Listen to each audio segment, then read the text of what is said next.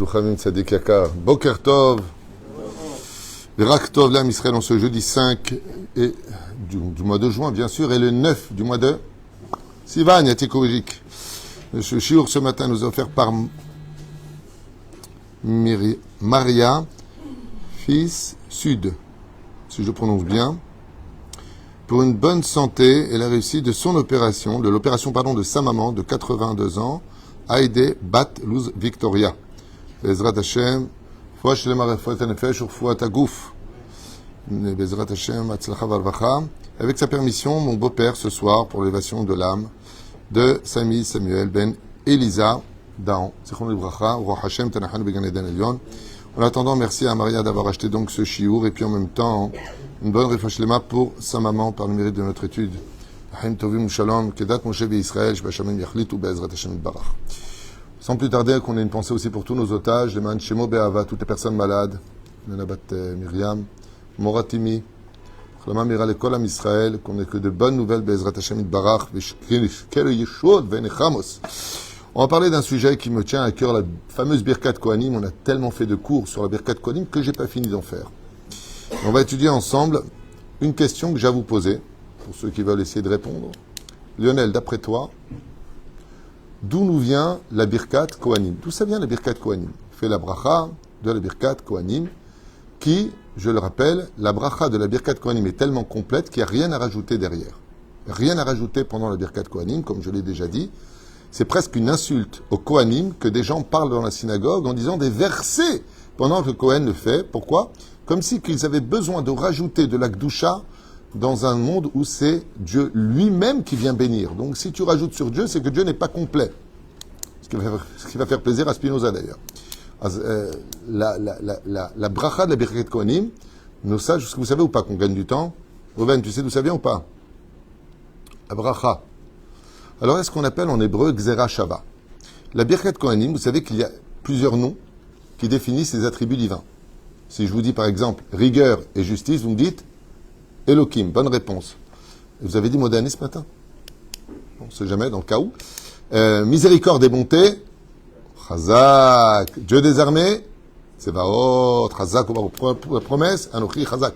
Mais qu'est-ce que le créateur du monde a des attributs. Mais quand il bénit, comment il s'appelle? Quel est le nom de Dieu quand il bénit? Oui, tu as raison dans le contexte, c'est-à-dire dans la bénédiction, il y a Hashem Beishmerecha. Mais au nom de qui? Quelle est la source énergétique du nom de Dieu qui vient apporter une grande réussite aux enfants d'Israël? Ça s'appelle Ko. Ko. Ko Tevarchu et Ben Israël. C'est-à-dire que c'est au nom de Ko, Kaf et, que Dieu vient bénir. Le nom de la Shekhinah dans le Zohar HaKadosh s'appelle Ko. C'est pour cela qu'Abraham dit à Yitzhak, quand ils arrivent pour la Akedat Yitzhak, Nelcha, on va aller jusqu'à Hachem. Mais comment c'est marqué là-bas? Nelcha ad Ko. Donc Ko, c'est le nom de Dieu, que vous sachiez. Kaf e. Donc dans la Gzera Shava, on vient d'en dire un. D'où est-ce qu'on voit la source des bénédictions? Chazal nous disent, on a dans les deux cas de figure, deux versets qui concernent Avraham Avinu. Et on va essayer de comprendre pourquoi c'est relié à Avraham Avinu. La Birkat Kohanim, c'est Avraham Avinu. Pourquoi? Parce qu'Avraham est le premier Kohen Gadol de l'histoire du peuple d'Israël, de la nation hébraïque. Tandis que Shem est sémite, sémitique. Donc ça comprend plusieurs facteurs. Tandis qu'Avraham, lui, a cette idéologie de faire du peuple d'Israël un monde cosmopolite. C'est-à-dire que toutes les nations soient Israël. On en avait parlé la dernière fois. Et Dieu lui dit, arrête avec tes bêtises. Il y a un peuple qui devrait être une lumière pour les autres peuples. Et Avraham a du mal avec ce concept. C'est pour ça qu'il s'appelle le père de toutes les nations. Avraham, Av, Amon, Goïm, dit Rashi. On va faire comprendre qu'Avraham a son idéologie. Et là-bas, qu'est-ce qu'il y a marqué? Ko yezar acha. Ko yezar acha. Ainsi sera ta descendance. Pas zar achem. C'est-à-dire, on ne parle pas ici d'un ensemble de nations, mais d'une nation. Ko yezar acha. Donc, qu'est-ce qu'on a dans la Birkat Kohanim? Ko tevarchu ben Israël. Qu'est-ce qu'on a pour Avraham dans ce verset-là? Ainsi sera ta descendance. Ko. Chazal dit de là-bas, ça vient. Et le Mahloket qui dit, si c'est ça, il y a Nelcha ad Ko. Nous allons aller jusqu'à Ko. De la Akedat Yitzhak est née la Birkat Kohanim. Là-bas aussi, c'est Gzera Shava. Là aussi, on peut dire qu'il y a le mot Ko. La réponse, vous allez voir à la fin, vient exactement des deux versets. Par rapport à la personnalité d'Abraham Avinu alav shalom. Et la reine, le Khatam Sofer, il vient nous dire la chose suivante. Im chayavim tzibour. Si on a besoin, par exemple, est-ce que si j'ai 3 personnes dans la synagogue, je peux faire la Birkat Kohanim? Combien minimum? 10. Donc j'ai besoin d'un tzibour. En hébreu veut dire une assemblée. Alors le Khatam Sofer il dit je ne comprends pas une chose. Pour faire la Birkat Kohanim, j'ai besoin de pluriel. Et la bénédiction, elle est dite au singulier ou au pluriel? Elle est dite au singulier. Ça ne va pas. Normalement, de façon grammaticale, si je viens faire la Birkat Kohanim sur une assemblée, comment je devrais dire? Par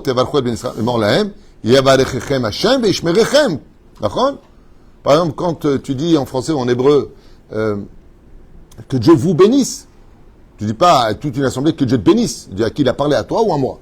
C'est clair. Donc si tu t'adresses au pluriel, parle au pluriel.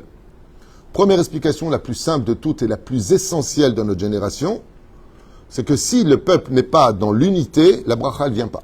Donc ce ne sera rien. Donc quand 10 font 1, ça fait pluriel ou singulier? Ça fait singulier. C'est-à-dire, si tu viens comme qu'ils ont dit, qu'anachnu ish echad, quand les frères étaient face à Yosef, ils lui disent on est unis. Anachnu ish echad, on est un, on n'est pas un, vous êtes 10. Vous n'êtes pas un. Mais quand on dit, par exemple, une famille, c'est plusieurs membres, et on dit une famille, la famille, on ne dit pas les familles. Et pourtant, lui, il s'est marié avec l'autre est marié avec l'autre, ils n'ont pas les mêmes noms de famille. Alors, par exemple, dans le mariage, tu vas dire, j'ai mis toutes 7 familles à cette table. Mais ils ont des noms différents. Ils ont même des noms de famille différents. La fille du père s'est mariée avec un Lévi, elle est devenue Lévi. Alors, pourquoi est-ce que tu dis au singulier, la bracha, si tu veux qu'elle tienne sur toi, c'est-à-dire que des fois tu dis, attends, moi je suis désolé, je vais à la synagogue, tu me parles de la Birkat Kohanim, c'est bien, tout ce que tu veux, mais il n'y a rien qui change dans ma vie. Il n'y a rien qui change parce que toi, tu n'as pas changé. Si tu changeais et qu'il y avait plus d'union, tu aurais plus d'opinion. Tu aurais mieux réussi ta vie. Le problème qu'il y a, c'est qu'il y a beaucoup de problèmes par rapport à cela. Donc la deuxième explication, celle du Khatam Sofer qui vaut vraiment un détour. Et lui, il dit, Im chayavim tzibur lek birkat kohanim, az lama omrim et birkat kohanim belshon yachid. Pourquoi est-ce que la birkat kohanim se fait au singulier alors qu'il y a un tzibur? D'accord? שנאמר יברכך השם וישמרך יאר השם פניו אליך ויחונקה יישא השם פניו אליך וישם לך שלום ושמו את שמי על בני ישראל ואני אברכם. Toute la Birkat Kohanim est dite au singulier, alors qu'il y a des Tunisiens, des Marocains, des Algériens, des Ashkenazim, des religieux, des moins religieux. Kayadoua, Tzibour, Tzadikim, Benonim, Vereshaim, dit le Khatam Sofer. Alors la réponse, elle est magnifique et elle mérite vraiment toute votre attention. Pourquoi est-ce que la Birkat Kohanim est-elle la bénédiction la plus puissante de toutes les bénédictions qu'on ait dans la Torah? Il n'y a pas plus puissant que ça. C'est-à-dire quelqu'un il vient te dire, Rav, vous me bénir Vakashaj pour un bébé, pour n'importe quoi, n'importe quel sujet, n'importe quel point, n'importe quelle opération chirurgicale. Te fatigue pas, fais-lui la Birkat Kohanim, il y a automatiquement dedans ce qu'il a demandé. Automatiquement. La Birkat Kohanim comprend toutes les bénédictions sur terre comme dans le ciel. Sur terre comme dans le ciel. C'est pour ça que Michaël, l'ange principal ministre d'Israël, est Kohen Gadol dans le monde d'en haut. Comme vous le dites tous les matins, Michaël a Kohen a Gadol, Sar va apotropous chez l'Israël. C'est-à-dire que même dans le monde d'en haut, la Birkat Kohanim est empreinte d'une réussite absolue. Il n'y a pas de défaut dans la Birkat Kohanim. Et la reine, écoutez bien la réponse du Khatam Sofer qui est vraiment splendide. Il dit, la différence, je vais te dire où elle est, c'est qu'il y a 3 niveaux au niveau du peuple. Il y a des gens qui sont tzadikim. Pourquoi ils sont tzadikim? Parce qu'ils font Shabbat, ils mangent kasher, ils font attention à ce qui sort de leur bouche, ils font attention à ce qui rentre dans leur bouche, ils sont kovarim itim la Torah, ils fixent un temps d'étude à la Torah, ils sont talmidei chachamim. Est-ce qu'eux, il y a besoin de les bénir dans la spiritualité? Eux sont eux-mêmes source de bénédiction. C'est eux qui protègent la ville, comme c'est marqué pour le fameux épisode de Sodome et Gomorrhe. Est-ce qu'il y a peut-être dit tzadikim qui pourrait sauver la ville? Donc les demandes d'un tzadik, comme mon Rav, par exemple, tu viens le voir et tu lui dis, tu veux le loto de la semaine ou comprendre un point de l'étude que tu n'as pas compris. Vous pouvez être certain qu'il va te répondre. Garde 10 fois ton loto, donne-moi juste l'explication de cette étude. Il n'en a rien à faire du monde matériel. Tant que tu peux encore manger, comme il dit souvent, mange pas avec de fourchettes. À son niveau, à lui, villa, piscine, ça lui parle pas du tout. Il n'en a rien à faire. Donne-moi mes livres et laisse-moi tranquille. À son niveau, à lui. Mais tu vas prendre quelqu'un de Benoni, d'ordinaire. Écoute, non, donne-moi le loto, je vais m'arranger pour l'étude. Hein? On va s'arranger, il va dire. Et si c'est un rachat, il va même pas comprendre ta question. J'étudierai mieux après, il dit. Mais la reine, les demandes par rapport aux personnes qui se trouvent dans la synagogue sont des demandes totalement différentes. Par exemple, nous dit le Khatam Sofer, selon nos besoins de chacun pour améliorer et compléter leur manque. Il y en a qui ont besoin de santé, mais celui qui a la santé. D'ailleurs, souvent, quand tu dis Yiratzon, que Dieu te donne une bonne santé, je ne suis pas malade. Arrête de me dire ça, t'es fou, quoi. Alors, mais il y en a qui ont besoin de la santé. Il y en a qui ne sont pas mariés. Zivou Gagoun. Excusez-moi, mais je suis marié. Ah, deux alors. Zivou Gagoun. Aïnara. Parnassa. Faire la Alia. Avoir des enfants. Le Shlom Baït. Étudier la Torah. Faire plus de mitzvot. Plus d'études, plus de mazal. Mais il y en a qui vont te dire, non, tout va bien dans ma vie, j'ai pas besoin de mazal en plus. Que Dieu me laisse ce que j'ai, ça me suffit. Il y en a qui vont te dire, moi, je voudrais bien que dans le Birkat Kohanim, j'ai un Ben Zachar cette année. L'autre, il a déjà 10 gosses, sa femme, elle a 50 ans, il veut plus d'enfants. Ce qui fait que les demandes, au sein même, dit le Khatam Sofer, de la communauté, sont totalement différents les uns des autres. Celui qui vit très harmonieusement, je sais pas si ça se dit, avec sa femme, Shlom Bayit Amiti, amen, si tu veux, mais enfin, tout va bien avec ma femme, pourquoi tu me souhaites un Shlom Bayit? Tout va bien. Ce qui fait que les demandes des uns ne sont pas les demandes des autres, surtout qu'on parle de Tzibour, c'est-à-dire Kim Benonim Verechaim. Ce qui fait que le rachat, qu'est-ce qui lui manque, lui, particulièrement, s'il veut réussir sa vie? De la spiritualité. Donc lui, on va lui souhaiter de la spiritualité. Et celui qui est spirituel, qu'est-ce qui lui manque? Certainement de la matérialité. Donc on va lui souhaiter de la matérialité. Vous avez compris le principe.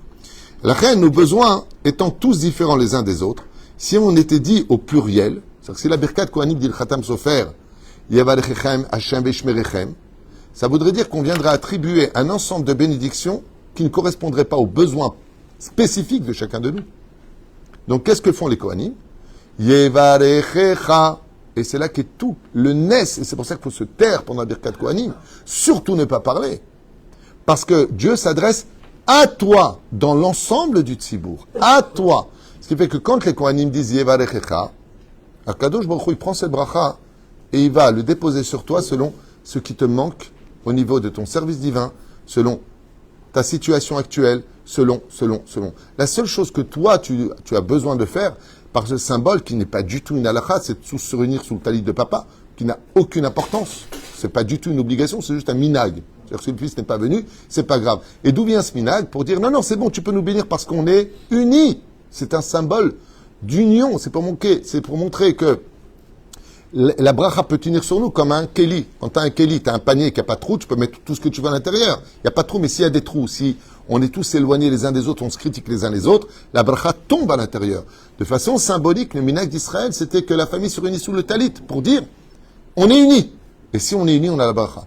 À tel écart que le Zohar Kadosh nous dit que si on était tous unis, même dans la faute, c'est-à-dire dans la faute d'Azara, la Midatadi ne pourrait rien faire contre nous.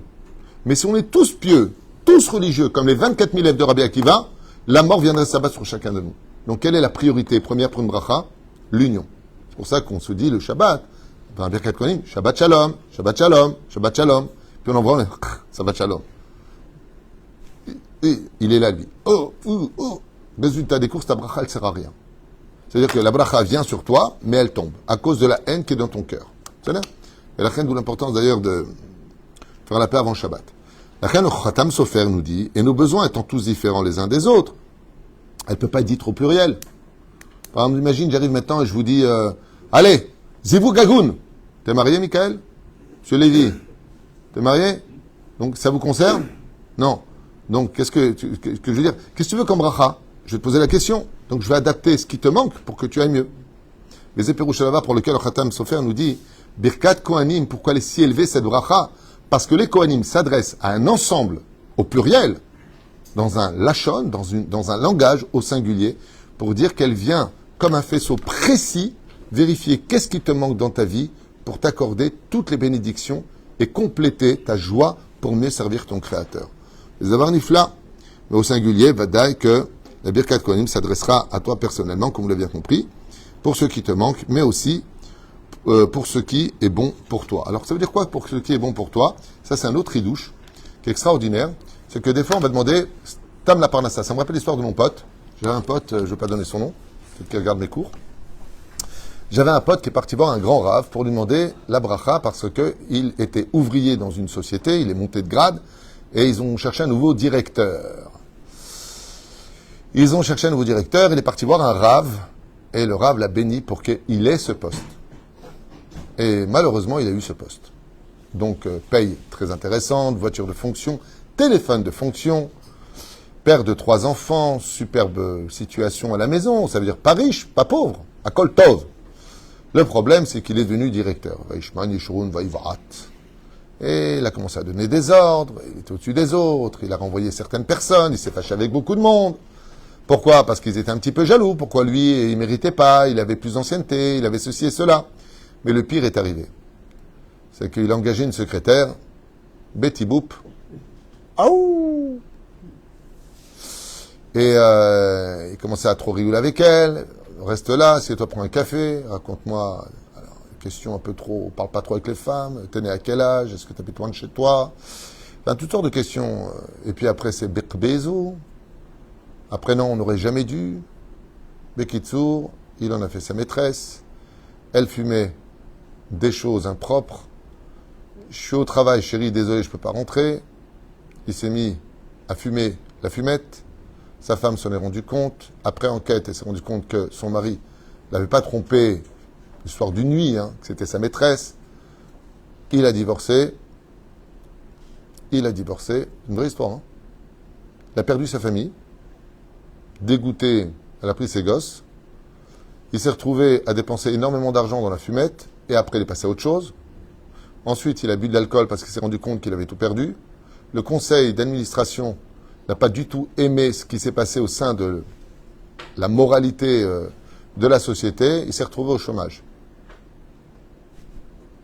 À la base, qu'est-ce qu'il voulait, lui? Il voulait juste être... je veux bien la place de directeur. Ça y est, ça fait 15 ans que je travaille dans cette boîte. Je pense que je mérite la place. Est-ce que c'était une bracha pour lui? Cette bénédiction qu'il est parti chercher, si le Rav avait vu Beroa HaKodesh, ce qui serait devenu de ça, il lui aurait dit Iratson, que tu restes ouvrier. Comme cet électricien, j'ai lu dans Fait divers, dans le journal parisien à l'époque, un mec, il était électricien, il a gagné le loto, il avait 4 gosses. Il a non seulement perdu tout son argent, la tota, il a attrapé le sida, il est parti avec des femmes de tout bord, il a perdu tout, il s'est retrouvé, il a tout perdu. Est-ce que c'était une bracha? Pourquoi je vous parle de ça? Parce que la Birkat Kohanim, elle a le roi HaKodesh. C'est-à-dire qu'elle ne va t'accorder que ce qui donnera de la réussite réellement dans l'avenir. Chazal nous dit la différence qu'il y a entre la Birkat Kohanim et toutes les autres bénédictions. C'est que quand tu viens et tu dis par exemple, Yehiratson, que j'ai ça. Mais qui t'a dit que ce que tu demandes, c'est bon pour toi? Ouais, mais j'en ai ras-le-bol. Oui, mais est-ce que c'est bon pour toi? Est-ce que c'est bien pour toi? Par exemple, celui qui veut se marier, mais il n'est pas encore assez mature. Qu'est-ce que ça va donner? Ou il va être soumis, ou il va soumettre, ou ça ne va pas le faire. Le mariage demande une certaine maturité, une responsabilité. Le mec qui dit, Yaratson, Hachana, tu te maries. Non, le fruit n'est pas encore mûr. Attends, il est encore trop gamin.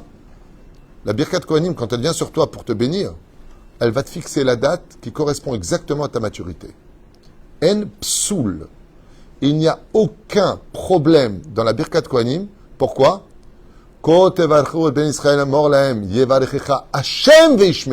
C'est Dieu lui-même qui te bénit.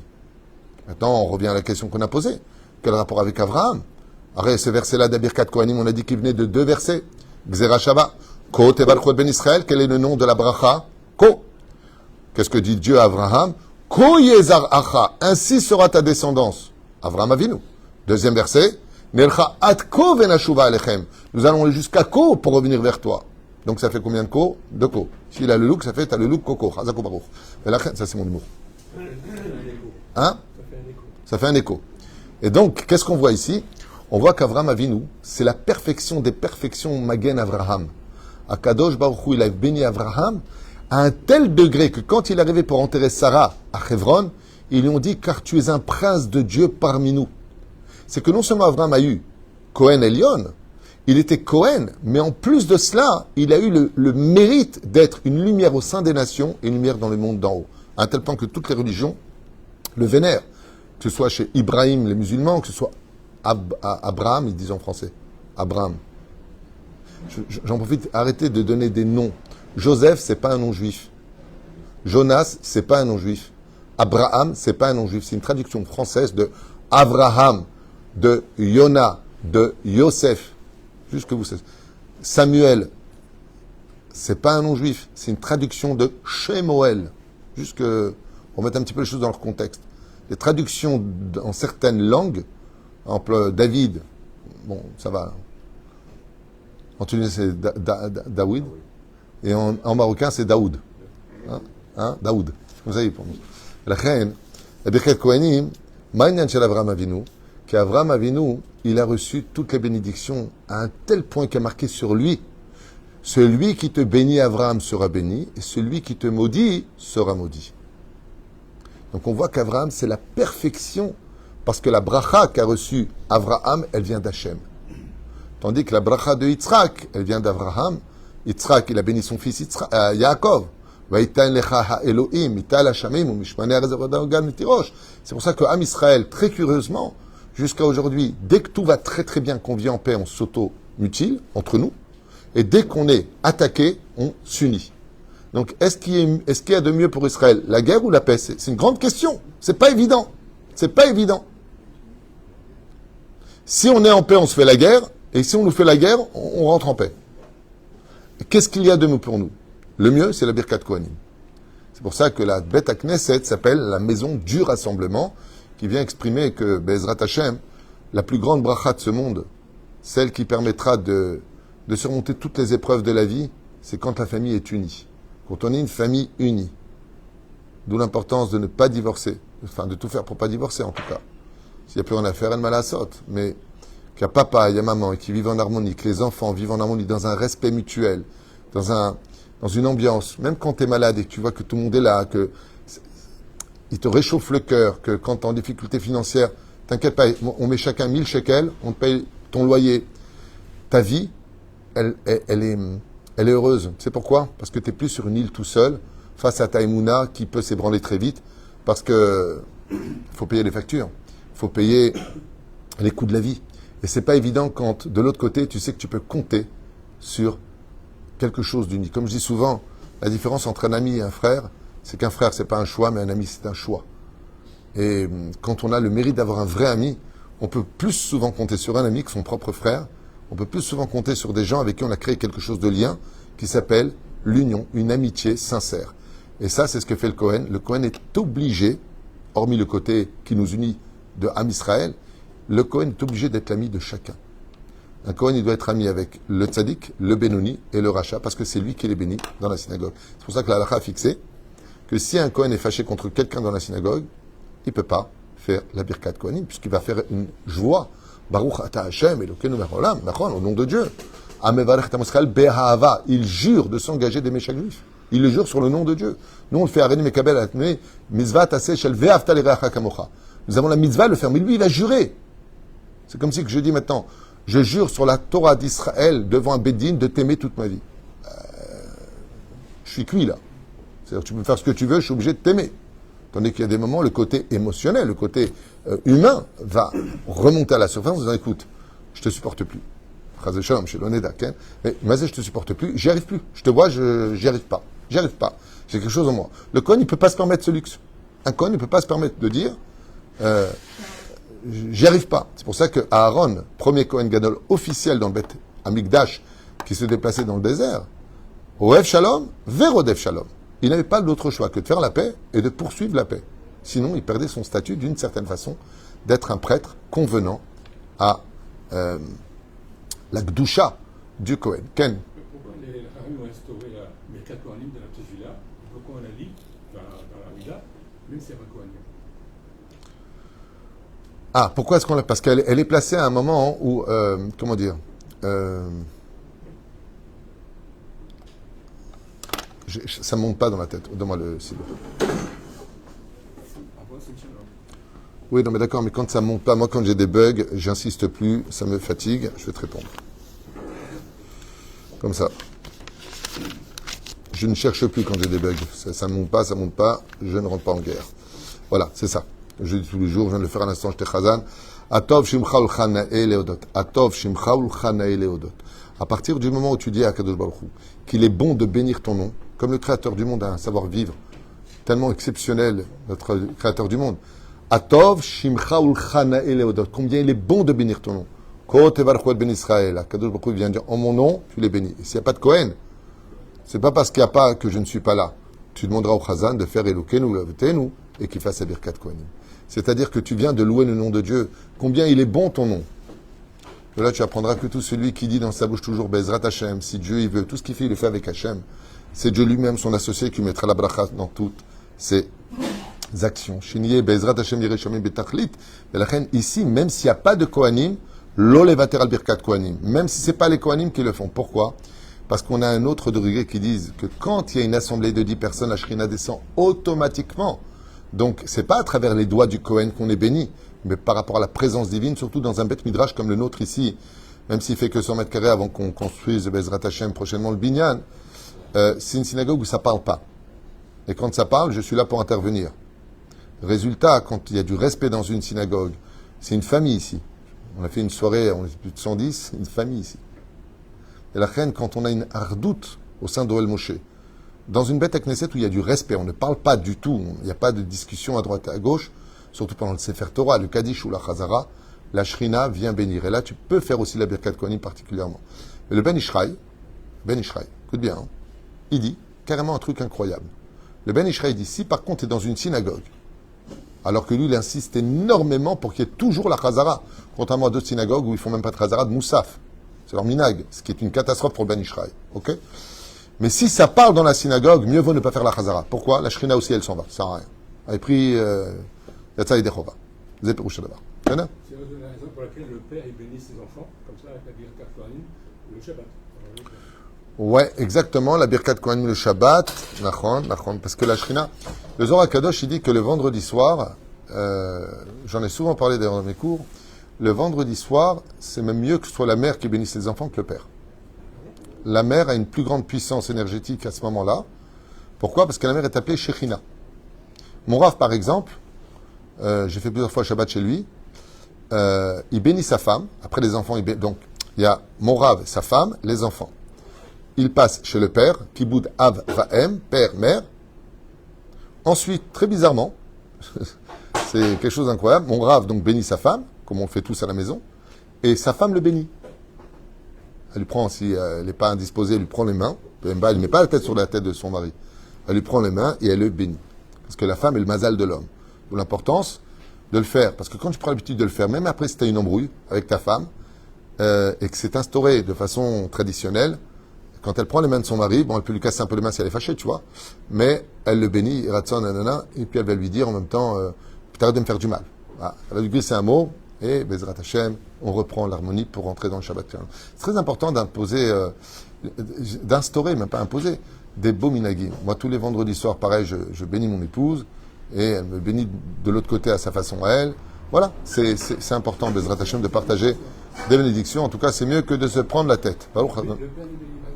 J'ai pas dit qu'il ne le bénit pas, j'ai dit priorité à la femme. C'est comme ça dit le Zohar Kadosh. Mais bien sûr qu'il bénit. J'ai dit le père et la mère bénit. Mais il est important de savoir que la bénédiction de la mère est plus importante le vendredi soir que même celle du père. J'ai pas dit que le père ne bénit pas. Comme ça dit le Zohar Kadosh. Birkat Haïma, ce qu'on appelle la Ima Ilaha, qu'on appelle la Shechina, M, Aleph. Même, elle a un din et un pouvoir sur le vendredi soir qui est extrêmement important. De plus, son labeur, elle vient avec la sueur de ses mains d'avoir préparé tout le Shabbat. Donc elle vient avec un mérite intense. Et n'oublie pas que une femme, à elle toute seule, elle peut prier. Pour nous, il faut être 10. Les 10 doigts de la femme, ça équivaut à 10 hommes. Pour te dire à quel point la femme est importante, surtout dans son respect. Baruch Adonai L'Olam. Amen, amen, refoua shlema.